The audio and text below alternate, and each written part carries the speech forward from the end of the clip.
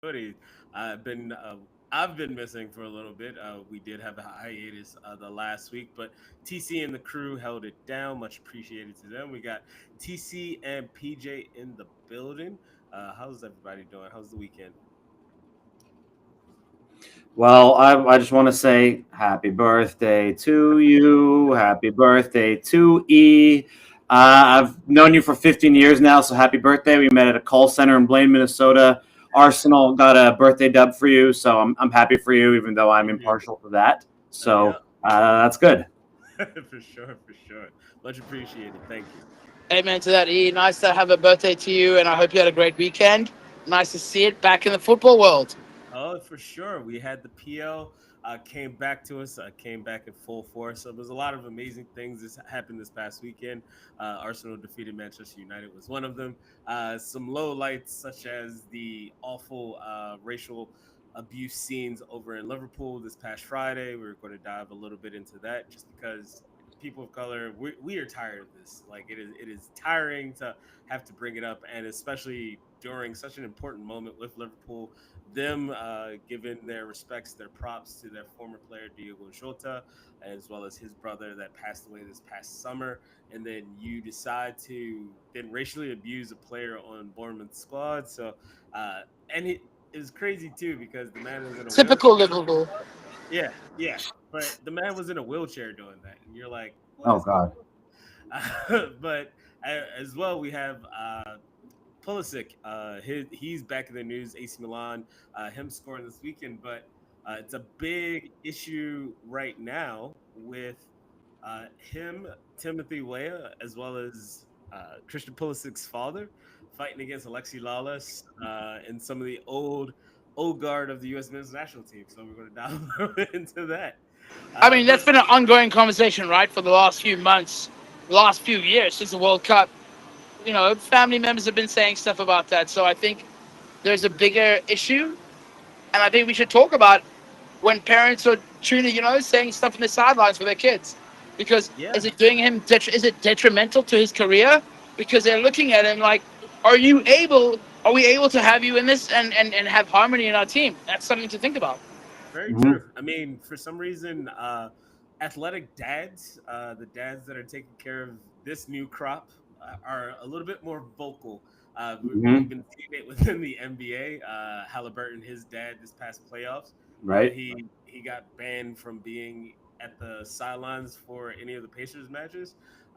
You had some other fathers just kind of. I mean, you have one of the greatest athletes of all time, and he's a dad, and his kid is in the NBA. So there's a lot of different things going on that we can dive into. But first, we'd be remiss to not start with the squad that kind of started it all for me, as well as defeating TC squad, Manchester United this past Uh weekend. oh. Arsenal this past Sunday, one in the theater of dreams, the creaky waterfall of nightmares of Wow, Manchester United. wow, We defeated wow. 1-0. It was not a great game from Arsenal, but they won ugly. Usually, I've been accustomed to watching Did they deserve legendary to win? teams. Did they No, deserve to win? doesn't matter if they deserved. There were many years where Arsenal has gone up to Old Trafford and That's not have what I gotten asked. I asked, did they demolished. deserve to win? I said, we won. Like that's all that matters. That's all that No, no, matters. no. Honestly, Eric, and I mean this without any bias. Do you think, on the basis of what we saw, do you think a point, if you had got a draw, would you have said, okay, that was fair on the balance? And I mean this honestly. Like, to all our fans out there, we love our teams. But in all honesty, I want you to be honest out there. No, I don't think we deserved the win, but we played amazing defense. We were astute at the back, 100%. and we got the 100%. goal. And We got that's the goal from and Calafiori. I will say this to Arsenal fans. I hate you guys, but those games are the ones that when you slight, those are what puts the edges over. There are moments by like Eric mentioned, by defenders, by goalkeepers that kept you in the game and kept it because of moments of brilliance.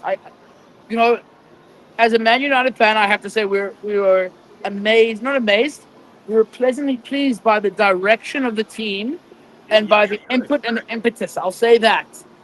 Disappointed with the result. Let's be honest, because I'm a Man United fan. I believe we should have deserved a point out of it. Yeah. At the very least, I understand it's football, and that's not how it is.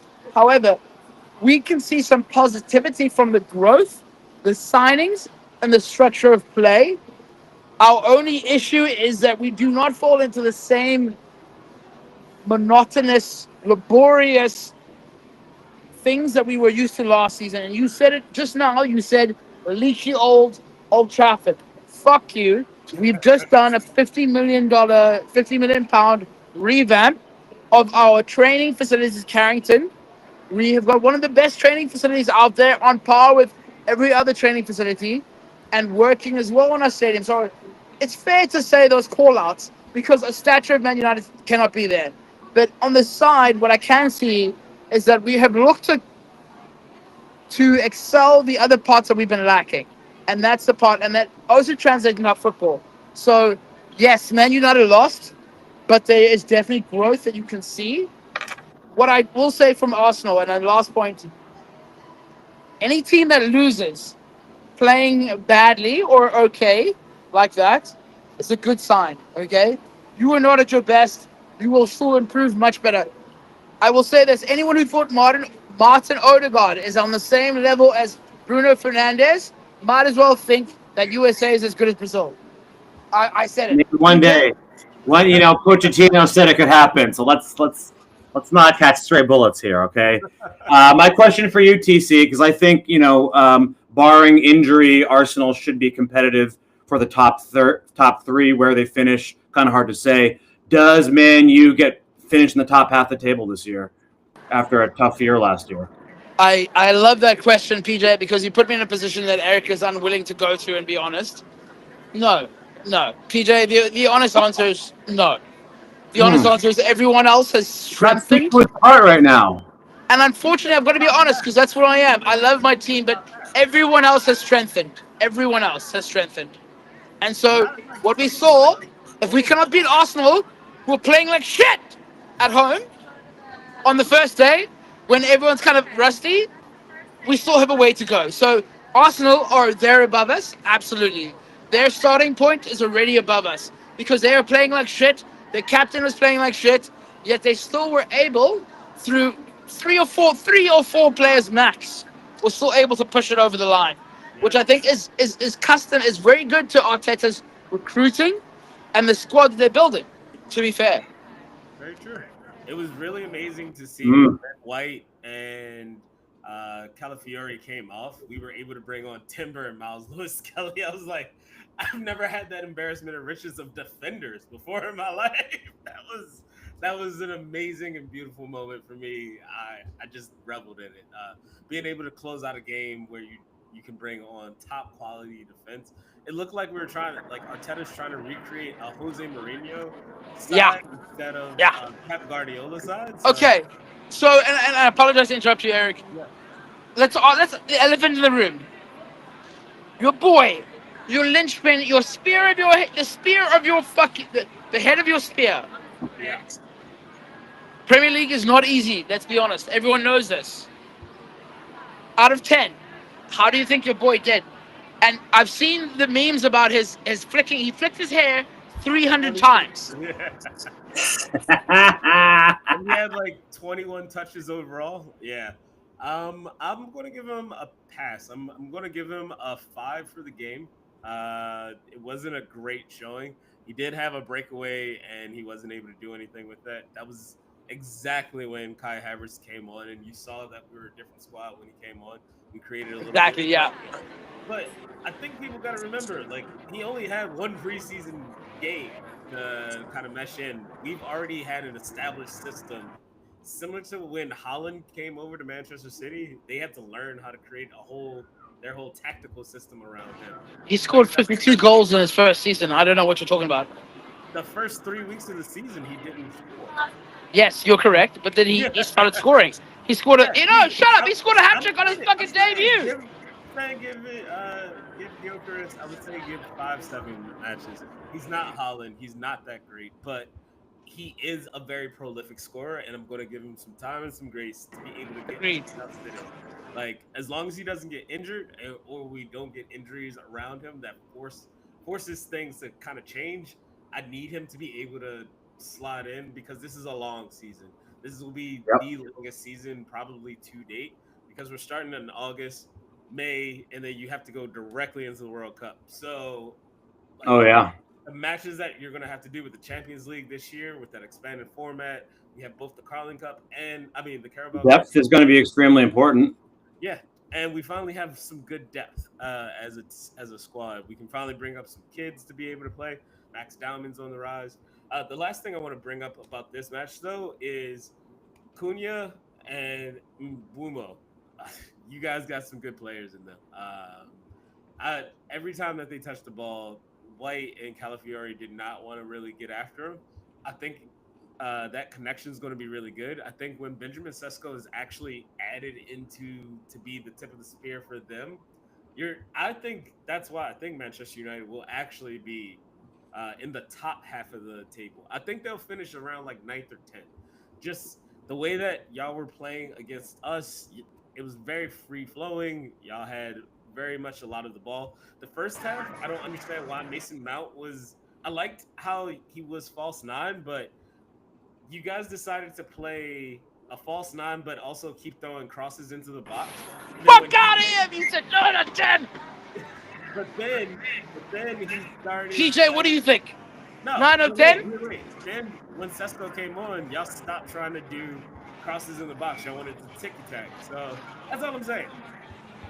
Fair enough. I appreciate. You know what? I appreciate that. Very unbiased and very I think that's a very good assessment. However, I'll disagree on the 9-10 only because I'm biased. But you are 100% right. I do believe 9-10 is where we believe. If I'm honest. What happened? The Cameroonian guy? He's not the starter anymore. Onana. Oh, that's a good question. No, he unfortunately wasn't even in the squad. We have goalkeeping issues. We are pretty much Pete Begsworth right now. Yeah. Well, I would love to hear what the listeners thought of the match. Again, Arsenal got that first dub of the season. 3 points, that's all you really need. And just keep it going. We play against Leeds next. Manchester United, who do you guys play against? Manchester United. Recently promoted Leeds. Yep, recently promoted Leeds. Manchester United plays against Fulham next Sunday. So, yeah, we'll see what happens. The Americans had a new buy their entire summer. Marco Silva has just said he's very pissed about that. So, if you guys don't get a point out of that, I'd be surprised. Next, we're going to go to the Premier League champions. They started that campaign with a 4-2 win over Bournemouth, with goals from Hugo Ekitike, Cody Gakpo, and then as well we had Mo Salah and Federico Chiesa with a really amazing slide. That was an immortal slide that I saw. One thing, other than for Bournemouth, Semedo, the gent who we are going to be talking a little bit more about, he was able to get over some adversity due to, in the first half of the match, a Liverpool fan decided to racially abuse him. He, instead of calling the game off, telling the referee, like, hey, we're going inside. I'm really pissed off right now. Like, I can't contain, like, what this man just said to me. Instead, he stayed out and he decided to play. In that second half, he was playing like a man unchained. He scored 2 goals. Damn. Match up at 2-2. And Wow. Everybody really thought Liverpool were going to lose that. And then you have Chiesa in the 86th minute just getting that cop magic. So it happens. But as a person of color, as a black man, I'm really tired of always having to explain, like, yo, this stuff always happens. And we always have to be the bigger person in this. So I just really wanted to bring that up. Like, he did what he thought was right. And another person who's in this situation is probably not going to do it, and it's still the right answer. And I want people to understand that. Like, when you're abused on the pitch or abused in whatever sport that you play, or you're just walking down the street, whatever your mindset is the right mindset, because nobody else can tell you shit about what you need to do. So I think what's tiresome about it Eric, is that this is a person who is clearly a season holder ticket, Mhm. well affirmed with what the statures and pillars of the club are, yet still allows himself as a player of privilege. And I say that because being an incapacitated fan, you are given special seats that are much closer to the action. So you have access to the players that no one else does. Yeah. You can literally touch you can literally touch them because of your position. Okay, I won't say privilege. I apologize if that was the wrong word. But because of their handicap, they're in a position that allows them to see the game in a better position than most. Let me say that. And it's disappointing, one, from a club of Liverpool's stature, two, of someone who has that right to be that close to the players, okay? And three, to a player of Semenyo's type. And I say that because what I mean is Semenyo's type of player is not someone who's goading the opposition fans. He's not Adebayor. He's not sliding at anyone. In fact, it almost gave him the impetus to score the 2 goals because of the racism issue. But what I'm saying is that you look at the player as well. Like, has this guy deserved this? Is he the kind of player who's going, "Hey, stuff you every time"? No, and that's the problem. This guy, and so what I heard, and my take is, I heard from a fan, a Liverpool fan who was seated right next to that individual. He said the ball came out, Semenya came to it, and this guy, unprovoked, decided to utter words of whatever it was. And everyone around them was like, whoa. They then made an announcement in the stadium that they would obviously, Semenya went to the Yeah. referee, Stop and it. therefore it went silent around that area, around where that fan was. And he was like, "Oh shit! I hope I haven't done something that's going to get me in trouble." And everyone was very uncomfortable. The player who was reporting was uncomfortable with the fact that they were around this player who had said these racist things, and they were still part of it. So I think, in that sense, I think we're starting to root it out. However, obviously there are those, and this is no means, and I'm not a Liverpool fan. Please, I hate Liverpool more than life. Um, it's no means in vindication of the rest of the club. You know what I Of mean? course. This is Yeah. the actions of one individual who is an idiot who does not represent the whole of Liverpool. Yeah. Of course. Yeah. That makes sense. I mean, how do you? Obviously, this has been going on for a while. Like I think in Europe in particular, like TC was saying, it seems like it's obviously Liverpool apologize on his behalf, and they feel like crap. I mean, how do you prevent this though? Because it's not like what can the club do? Like just serve O'Douls, or I don't know what the alcohol policy is over there at Anfield, but like what's the They can't what's the bring alcohol solution? to the. They can't bring alcohol to the seats. Like that has been stamped out since the 80s. Um, Oh wow. yeah, yeah. When I went over there, I was in for a shell shock when I actually went to the Emirates, and I was like, "Oh, I can't bring beer to my chair," and they were like, "Nope, you have to drink all of your drinks here because it is This against is the." why now. This is Yeah, why. Yep. yeah. Oh well, no. I mean, it was crazier back then. You had people like it was real hooliganism, No, and no, it's crazy. Not crazy back then. It's still the same. You still cannot take alcohol into the Emirates. It's a fact. Same like you cannot. You drink outside. Okay, and so, no, you can drink. You can drink alcohol. You can drink a beer or a pint. but not in your seat. Not in your seat. You said outside the Yes. limits. Yeah, yeah, Yes. However, at some of the World Cups, like in America, we will be yeah. able to take a beer to our seat, sit down like we do at every other ball game. But what we've seen, there was a replica. Eric, you hit the nail on the head, and I think this is a whole other issue with the World Cup in 2020 in Qatar, right? Had all these aspects that was removed. And it comes down to, are these creating atmospheres that are great for families and a more inclusiveness of the game? Because you have people who are, drinking alcohol and then obviously becoming these retrobates of death, Mhm. spewing racist rhetoric, who knows what else. I can only imagine what it's like playing against Spurs in this time and age. You know what I mean? Like, so I can only imagine the kind of rhetoric that is spit out. We know some of the songs we sing are fucking racist, prejudiced, disgusting, but simply based on the fact we have history and tradition around them. Especially, I'm speaking for my club as well. I know we have Okay. clubs, and I know Man United, Liverpool, and Arsenal both sing songs about the Munich tragedy, to be fair. So there is that aspect of it, which, you know, I think like it's an ongoing issue. Like PJ mentioned, it's not something you can eradicate in a day. But I think two PJs, like PJ said, it's the growth of the club to say, hey, no, fuck that. This guy's getting banned straight away. He's a season ticket holder. He's banned. We don't want him in there because that's not what we're trying to create. And I Liverpool think what we need to do is exactly, and that's what we They've need been to do is banned create from this every stadium in the UK. So every exactly, and that's what you want. yeah, no, real consequences need to be dished out. So I think people need to understand, like, if you are going to have this bigoted viewpoint or A lifetime ban. If you say something racist, it should be a lifetime ban.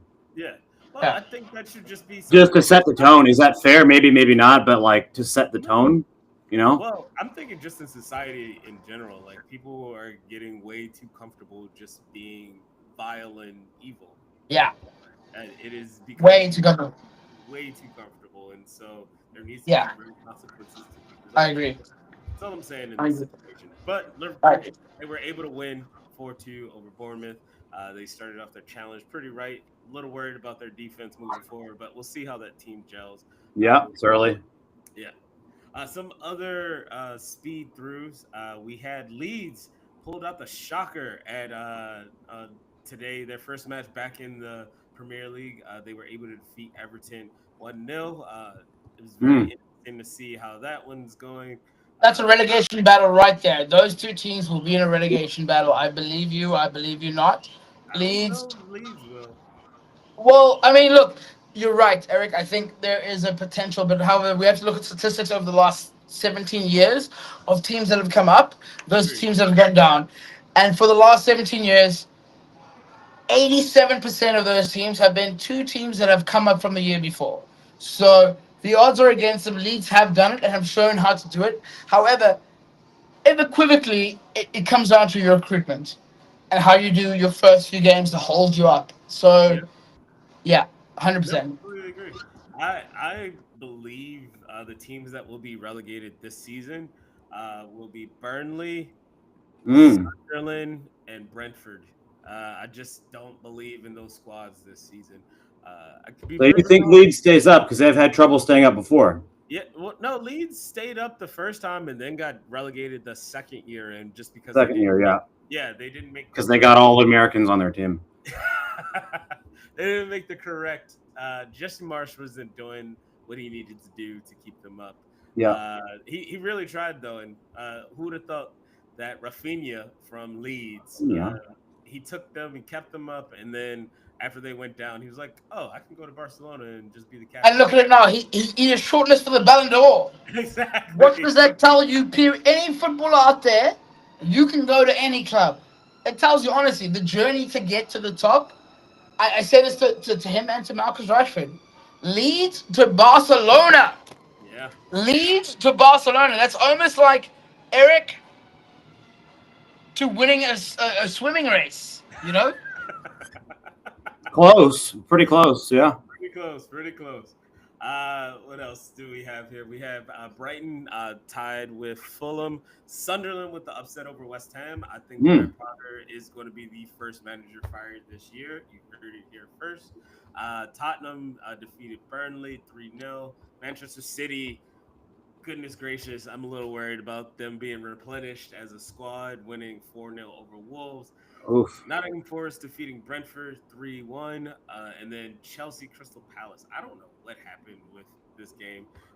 When Eze scored that free kick, I was very confused as to why it didn't count. Looked at the replay, saw that Mark Gahey he pushed the entire people out of the way to make that hole in space, but he is also looking like a player that is about to head to Liverpool or to another squad. He didn't talk with his manager after the match. It was very much on camera, so that role is going to be interesting. You have Let's get to the good stuff. Who are you guys predicting for the title? I'm going City this year. I think Haaland is just like too good to be held down. I don't know if Mo Salah is like getting up there. Is like he was absolutely underratedly absurd last year. Now he's 33. We'll see if he can do it again. But my pick is City for the title. Are you going to go with Arsenal? Who do you guys got? Yeah, I'm going with Max squad. I'm going Arsenal. I just feel as though this is the year we break the hump. You said that They with no showed- conviction, Eric. Said it with your chest. No, What did you that is say? all. Who? That's all What? chess. Should we make Say a it with your wager chest, boy. on the Say it with your structure? chest. No, I'm calling the squad out. We are winning this year. Nah, I'm going with Arsenal. Nah. Nah, I'm feeling United for life, boy. So TC's got United winning the title. Then I take it. he knows that's not going to happen, but we'll see. We ain't got nothing else. We got no other competitions. Europa You got like League. 5 other competitions. We got nothing else. All right. And then where we want to move to now is AC Milan and our boy Christian Pulisic. He had a really great debut for Milan this past weekend. Great game. Yeah, it was a really good one. He and Rafa Leao defeated Bari, newly promoted, 2-0 over in the Coppa Italia, which is really good for them. They started off their defense of that trophy pretty well. Christian Pulisic, Captain America. He's in the news for another thing, though. Former U.S. men's national team star Alexi Lalas questioned Christian Pulisic's decision to involve his father, Mark, in a back and forth between current and ex-national team players. Now, give you guys a little bit of context. Christian Pulisic and Timothy Weah have been critical of Alexi Lalas, Tim Howard, Landon Donovan, and other U.S. men's national team stars. They're saying, like, hey, look, being a player for the U.S. men's national team and the pressure that it brings. Currently, what you're doing for clicks is evil. That's what Timothy Weah actually said. And big ups to him. Like, Weah said that about Wallace? Yeah. Or he said it about all U.S. men's national team stars criticizing them right now. That's been going on for a while. I don't know. I don't follow other national teams that in depth. This is the first time he said anything about it. Ah, wow. Yeah. That's intense. I mean, yeah, it's a crazy thing. But Christian Pulisic's dad, in the latest episode of Pulisic's docuseries, his father Mark echoed his son's comments, saying, "These guys want clicks and social media. Don't get me wrong, I respect all of them. I mean, they were players that I looked up to, but quite frankly, the guys before us didn't win anything either. I think they should look in the mirror and look at their last performances for the national team before they start talking shit. It's jealousy." Man.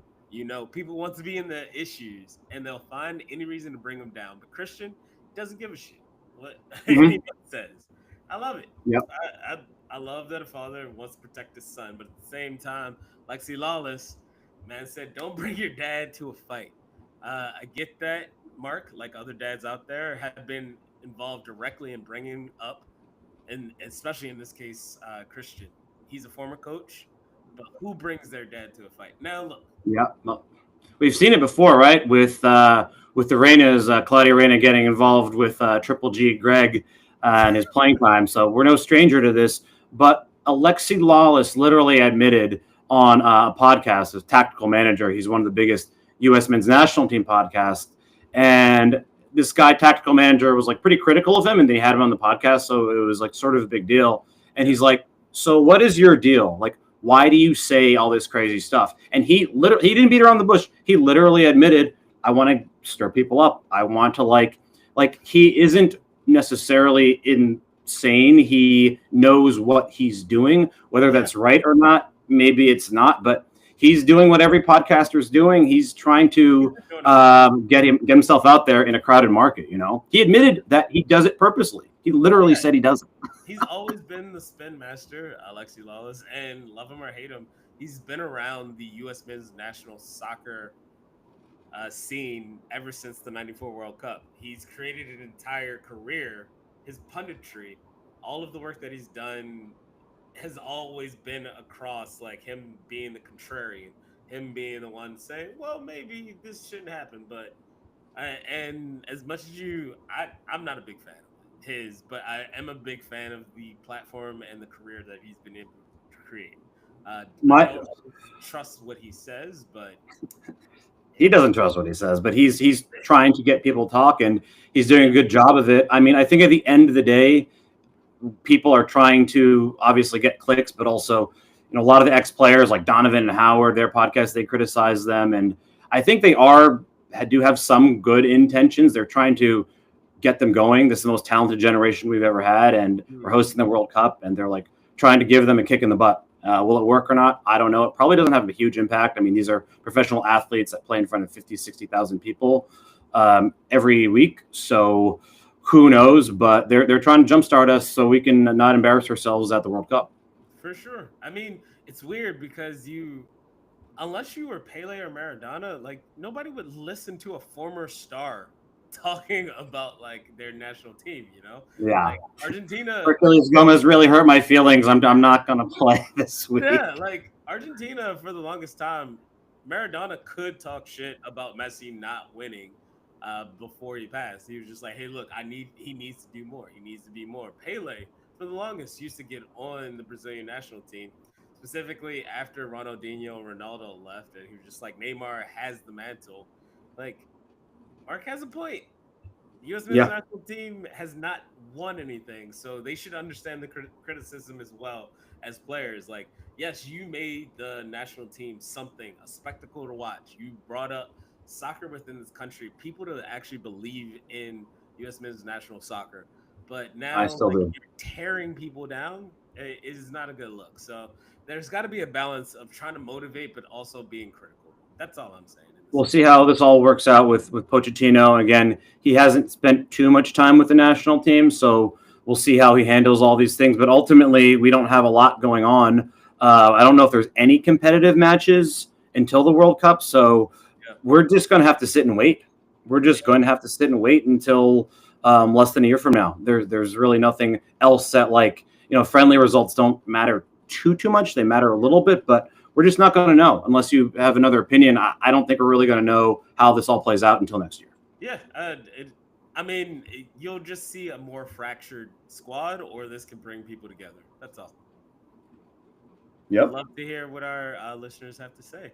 But really want to thank everybody again for giving us a chat and a listen to today. It's Dem Boys Watch Footy. We had TC.